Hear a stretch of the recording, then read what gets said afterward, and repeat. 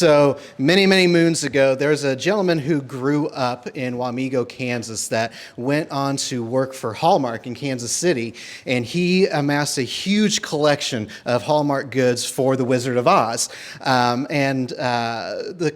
then, the Columbian was still kind of new, so they wanted to bring some people through the door over at the Columbian Theater and host a display of all this guy's collection.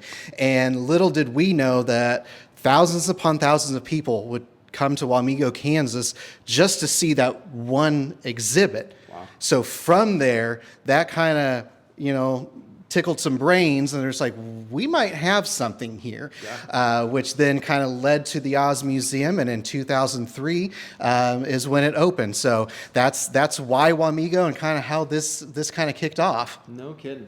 So it's been open since 2003. It has. I guess I thought it was older than that. So that's good. So it's fairly new.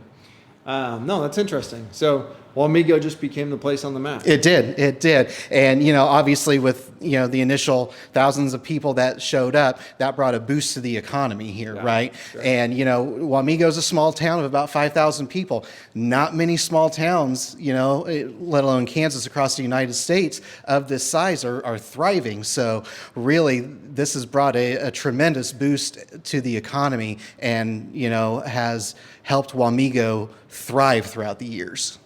Yeah, and just right down here in downtown Wamego. That's correct, awesome. yeah. That's awesome. Walk us through the experience, right? So I'm first time here, and what should I expect when I show up, and what should I see when I walk in the door, and then just kind of walk us through the whole thing and what the experience is here at the museum. Sure.